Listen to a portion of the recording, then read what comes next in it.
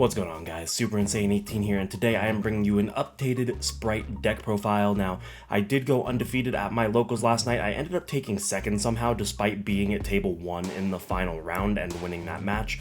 You would assume I would be first, but the guy who took first was also the only other undefeated in the tournament, and I guess his tiebreakers just ended up being better.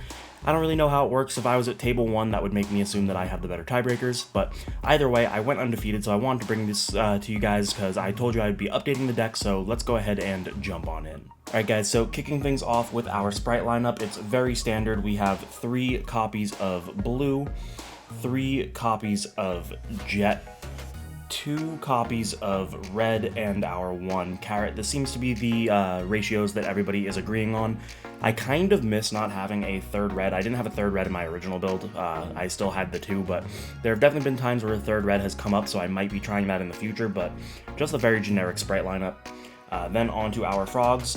We have our 3 copies of swap with our 1 Ronin and our 1 dupe. Again, really standard. You don't really need to explain this all that much. Now, we are playing 3 copies of Deep Sea Diva. Go ahead and roast me for my mismatched rarities. I had the turbo pack from when I played Mermails way back then, and then my wife actually had these 2 she was holding out on me. So these are the only 3 divas that I actually own, but honestly one of the best starters in the deck, just being able to put 2 level 2s on board. You're just going to diva into another copy of diva. Or if you really want to play around something like Gamma, you can even just normal the diva and not use its effect, then special summon any of your sprites, and then you still have 1 diva live for later game because you can summon the second and use it to summon the third. Then we are actually playing a very heavy hand trap count, and that is going to be 2 copies of Effect Veiler, 3 copies of DD Crow. I think DD Crow is actually the best hand trap of the format. You can hit opposing sprites, you can hit the Ronin Totem, and that's pretty much game. You can hit whatever they target off the elf later on if you've already gotten rid of the Ronin Totem. Against Sword Soul is really not great, but you can hit any of the Tenyis, and you can also hit any of the targets that the Boxia goes to resummon. The only deck it really doesn't hit is Flu, but like if you are against Despia, you hit their branded and red target, so I think Crow is just insane. Then we have 2 copies of Ghost Ogre and 3 copies of Ash Blossom. I really catered this to be able to fight the mirror match because I expected there to be a lot more, but there really wasn't, so I'd probably not play this heavy of a hand trap count moving forward, but we'll see. I mean, it depends. This was just the locals. Maybe at a bigger event this is correct, but I didn't like it for locals. Then we have 1 copy of Called by the Grave and 1 copy of Spright Smashers. These are the only one-ofs in the deck, and Called by the Grave is just the powerhouse, and Spright Smashers is searchable. Then we have 3 copies of Crossout Designator. Like I said, my build was mostly catered for the mirror match, so with the high hand trap count, not only does the Crossout Designator just make sure that your gigantic sprite is protected, but it's also insane against the mirror match. I did win 1 mirror match because I cross-outed the blue, and that was pretty much just game. Then we have 3 copies of Forbidden Droplet. I'm gonna be honest, there was a time when I said that this was the best card in the game, and for the last couple months, I've just hated this card. Anytime I've had it, it's just been absolutely dead. I don't think this card is really necessary to play. I'm definitely taking it out moving forward. Maybe it'll go in the side, but like, I think Dark Ruler is just a better card. The only thing that this has that Dark Ruler doesn't is if you're going first, you can set it and still use it, but like, at that point, it's just win more. I'd rather just not play Droplet. It's more often than not just a dead card in my hand. I don't know. My feelings for Droplet have drastically changed. I don't like it anymore, but that's just me. I understand the usefulness of it. It's just, I don't know, man. It's been rough having the Droplet.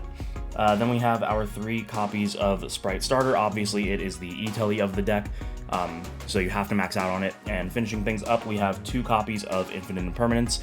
Not only is it just another hand trap, but it's also a good cross-out target, so that's going to be it for the main deck at 40 cards. Let's show you guys the extra. So with the extra deck, we have Cat Shark. I know that like most people are playing this, but a lot of people that I talked to recently have said that they don't like the Cat Shark, and I'm not really sure I agree. I think that Cat Shark's absolutely necessary because it'll get your gigantic sprite up to 6,400, and pushing for game is something that the deck really struggles with, so I don't think I'm ever going to cut this, but we'll see moving forward. Then on to my absolutely favorite addition to the extra deck. This card is insane. and I kind of regret giving it to you guys. I mean, a lot of people already know about it, but for those that don't, it's going to be the Onibimaru Soul Sweeper. This card is insane. So, like, some people are playing the Djinn Buster, which is just another monster negate, but you put up a bunch of negates anyway, so I don't think you need that. So instead of the Djinn Buster, I'm playing the Soul Sweeper. And what this card is you can make it with 2 or more level 2s, and then detach 1 to target and banish a monster your opponent controls until the end of their next turn. And honestly, against the Flu matchup specifically, this was insane. I would summon a bunch of monsters in defense, make the Soul Sweeper, use it to banish the Empen, and then all of my effects could be live then. So I could then link into the Elf can reborn, and it was just insane. Not to mention, this is also just a really good way to help push for game, because you Cat Shark, you double your Gigantic, you summon the Soul Sweeper, you get rid of a card, and then you just go for game. I will never not play this card in this deck. This is very quickly turning out to be my favorite card, and I 100% recommend that you play it. This card is nuts. Then we have our Sky Cavalry. This is mostly to get into Zeus. You can get into Zeus with literally anything in any of your XYZs, honestly, but this is the main one that you're going to use. Honestly, it's really cool also to use the Soul Sweeper as your Zeus fodder, since you can use 2 or more. If you just spam the field and special a bunch of times, you can make a Zeus with quite a few pops, but Sky Cavalry is going to be the main way that we do it. Then we have our 1 copy of Totally Awesome. This doesn't really need to be explained. It's pretty much the whole reason the deck is good. And our 2 copies of Gigantic Spright. Sometimes a third comes up. I just don't think it's worth running. I think 2 is the correct ratio. The amount of times the third comes up is so minuscule that it doesn't really matter. And then finishing off the XYZs, we have our Downer Magician and our Zeus, just to make sure that we can make Zeus with at least more than one send. There was a time the other day at Locals when I also went undefeated. The first day that this was actually legal, I played against the Spright Mirror, and I made a Zeus, but I only had 1 send. So when I used it, he impermed it, and because I wasn't at enough materials, I couldn't just chain it to the imperm. So I still won that game, but like it would have been much easier if I just had multiple Zeus sends. Then on to our extra deck. We have 1 copy, or extra deck onto our links, we have the 1 copy of Almirage. This is how you play if you just open 1 Swap Frog.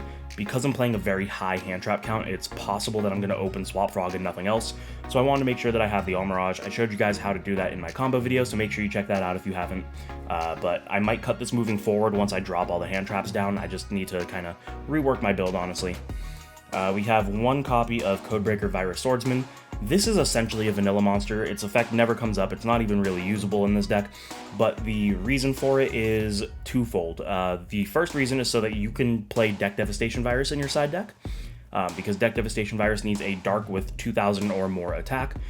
So this is the Deck Devastation target if you're up against something like the Mirror Match, or especially Flu. I beat a Flu player yesterday because I made this, set the deck Devi, and then just for 3 turns he couldn't play, which was really cool.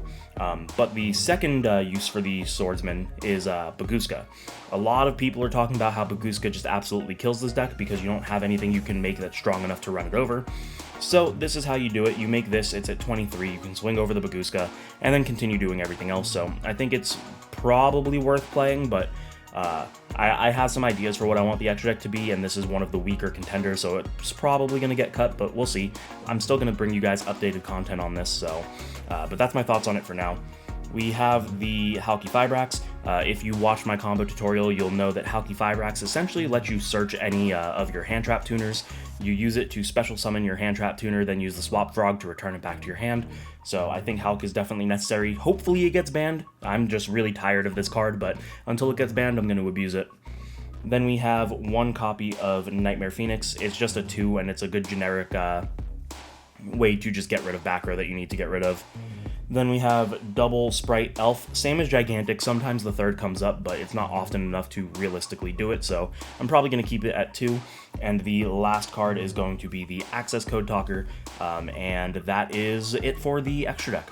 And there you have it, guys. That is going to be my updated Spright deck profile. I'm definitely going to make some changes. Even though I went undefeated, I wasn't the happiest with the deck, but since it went undefeated, I wanted to bring it to you guys. So if you want to see the side deck, it's going to go up on my Patreon. That's typically how I do it. So as always, you know the deal. If you liked it, make sure to hit the subscribe button, hit the notification bell, like, comment, and share with your friends, and maybe consider supporting me on Patreon. For just $1, you can support the channel in a way that I would never be able to tell you how much I fully appreciate. Thank you guys so much for watching, and I will see you in the next one.